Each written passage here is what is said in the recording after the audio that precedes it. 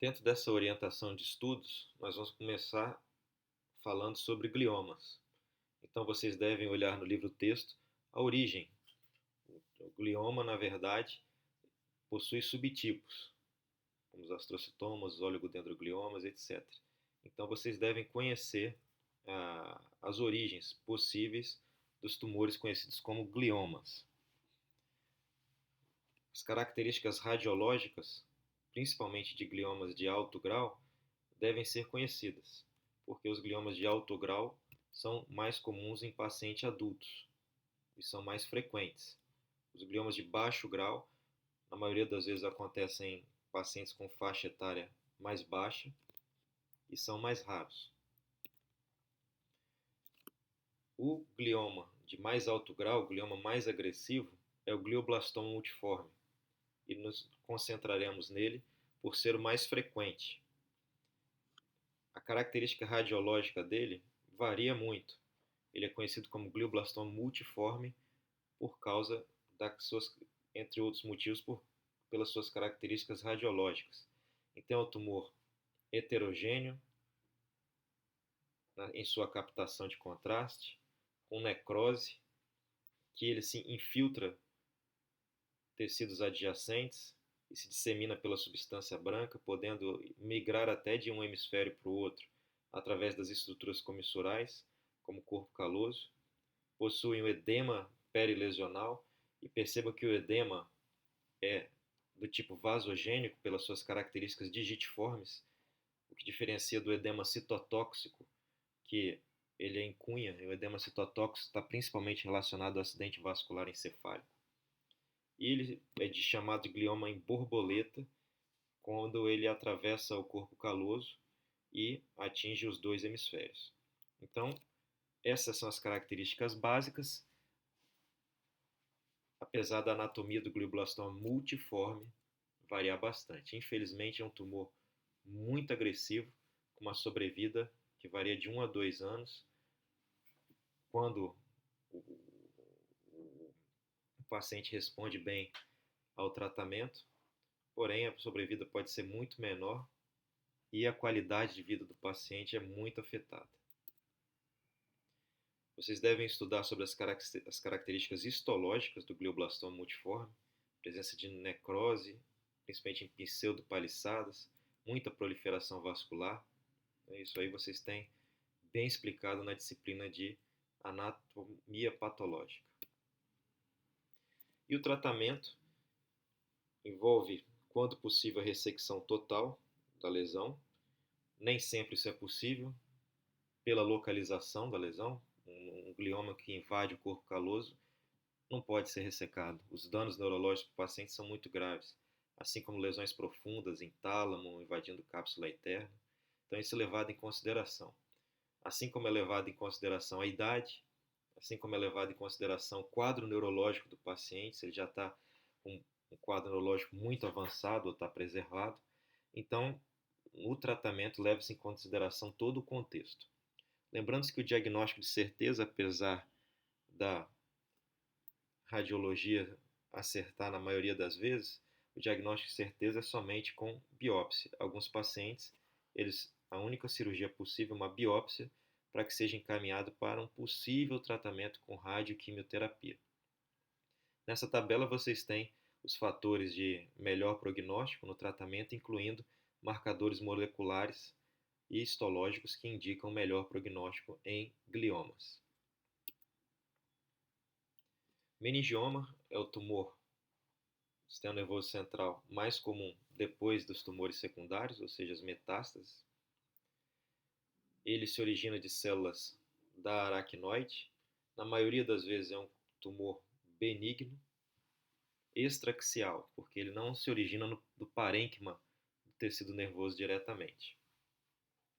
Sua incidência é relativamente alta e em muitos pacientes meningiomas são diagnosticados de forma incidental.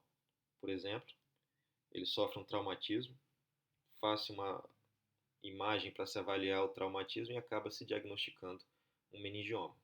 Na maioria das vezes, o tratamento não é cirúrgico desses casos incidentais. Ele surge onde houver aracnoide, mas a maioria das vezes ele tem uma localização supratentorial.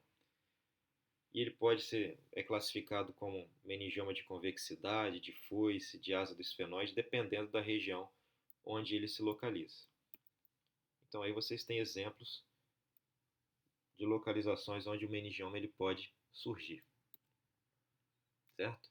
Pode surgir onde houver aracnoide. E o tratamento também envolve a ressecção, quando indicado. Meningiomas muito pequenos e em áreas que não acometem o paciente, eles são observados com exames periódicos.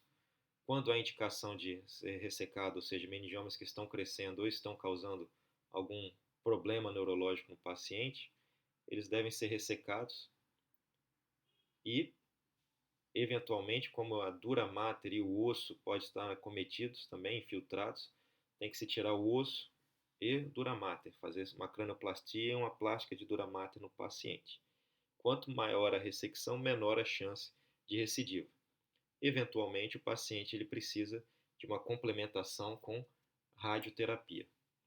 Histologicamente, isso é raro, ele pode ser maligno e, nesse caso, ele precisa de complementação do tratamento. Schwannomas do vestibular. Vocês podem achar esse tumor também descrito como neurinomas do acústico, ou schwannomas do acústico.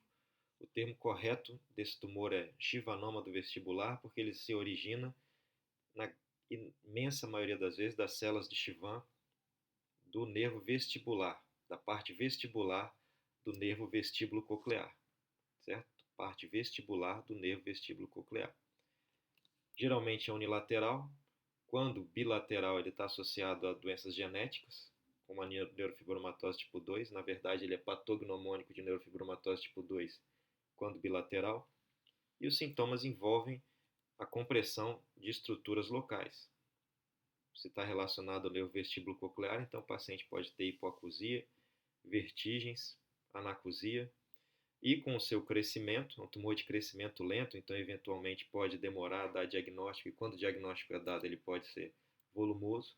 Aí ele pode envolver estruturas, comprimir estruturas adjacentes, como o nervo facial, causando paralisia facial, paralisia de sexto nervo craniano, síndromes cerebelares, e como está relocalizado na fossa posterior, quando de grande volume, pode comprimir o quarto ventrículo e causar hidrocefalia.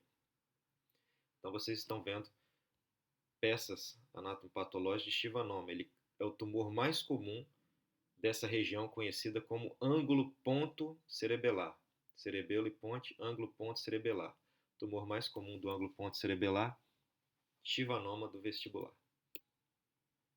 Ele é classificado radiologicamente dependendo do seu tamanho. Ele pode ser somente intracanalicular, só dentro do meato acústico, mas ele pode se ampliar para cisternas em grandes volumes, até comprimir tronco, cerebelo e o quarto ventrículo, causando hidrocefalia.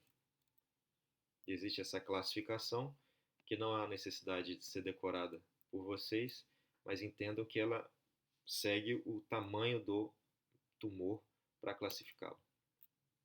Certo? Aqui vocês estão vendo um tumor que está vindo desde o meato acústico e deslocando tronco encefálico e cerebelo, e até mesmo o quarto ventrículo. O tratamento envolve o acompanhamento, quando o tumor é muito pequeno, assintomático ou de achado incidental, ou em pacientes que não possuem capacidade de receberem tratamento cirúrgico. O tratamento, portanto, também pode ser cirúrgico, com a sua ressecção, sendo que é uma cirurgia muito laboriosa e muito detalhada. E uma das principais complicações dessa cirurgia é a lesão associada do sétimo nervo craniano enquanto se retira o tumor, devido à proximidade anatômica. O paciente pode evoluir com paralisia facial periférica grave. E existe esse tipo de tratamento conhecido como radiocirurgia, na qual os feixes da radioterapia são concentrados num ponto só. Então, tumores pequenos eles podem ser tratados por radiocirurgia, e isso, com uma grande taxa de sucesso, pode interromper o crescimento da lesão. E por último, Vamos falar sobre metástases do sistema nervoso central, é o tipo de tumor mais comum em geral. O tipo de tumor primário mais comum é o meningioma. Em geral, o mais comum é metástase, ou seja, tumor secundário, acima de 50% dos casos. 10% dos pacientes oncológicos desenvolvem metástase e percebam que há um grande leque de pacientes, desde pacientes jovens com um perfil bem preservado até pacientes idosos muito severamente acometidos e com muitas comorbidades. E, obviamente, o tratamento vai envolver tudo isso, todo esse contexto. Esse artigo aqui é importantíssimo que seja lido por vocês, para que vocês entendam o manejo da metástase do sistema nervoso central. Então, além do livro-texto de vocês, faz parte das referências que vocês leiam esse artigo. Vocês devem conhecer os sítios mais comuns das metástases, pulmão, mamas, vocês têm que conhecer isso, porque esse conhecimento envolve aonde o paciente vai ser investigado. Então, quando o paciente ele se apresenta com um tumor no sistema nervoso central, sem um câncer já diagnosticado, o paciente ele tem que sofrer uma triagem oncológica. Então, tem que ser investigado tórax, pelve, abdômen, tecido gastrointestinal, pele. O paciente tem que fazer uma triagem oncológica geral. Infelizmente, a metástase, na sua grande maioria, tem um prognóstico ruim. Algumas metástases podem ser curadas, mas a grande maioria delas, o prognóstico é ruim. E a mediana de sobrevida é essa. Certo? Então, o objetivo do tratamento, quando não há possibilidade de cura, é prolongar a qualidade de vida desde que ela seja adequada. Então, é prolongar e melhorar a qualidade de vida. Então, se usa tratamentos como corticoide para reduzir o edema, anticonvulsivantes quando o paciente desenvolve epilepsia, dor tem que ser tratada. Então, o paciente é um paciente não simplesmente neurocirúrgico, mas um paciente oncológico e que com todas as suas necessidades. E o manejo vai envolver o status funcional do paciente, então vocês devem conhecer esse índice chamado índice Karnofsky. Deve ser levado em consideração o controle da doença de base. Se o paciente ele tem tumor já disseminado pelo corpo todo, é um contexto. Se a única metástase do paciente é no sistema nervoso central, é outro contexto diferente. Deve-se levar em consideração o quadro neurológico, idade, doenças de base. Tudo isso daí influencia na decisão do tratamento. O que mais influencia é o controle da doença de base. E as opções são cirúrgicas, quando são lesões únicas ou de fácil acesso, mesmo que sejam 2 ou 3. Envolve quimioterapia e, quando necessário, radioterapia, que pode ser realizada depois da cirurgia. A radiocirurgia também, como foi citado agora para o Chivanov, também pode ser usada em tumores pequenos metastáticos. O importante é que o paciente ele seja, quanto mais precoce o diagnóstico, melhor o tratamento e que ele receba todas as suas necessidades para que haja uma qualidade de vida adequada e o prolongamento, desde que seja com uma qualidade de vida útil para o paciente.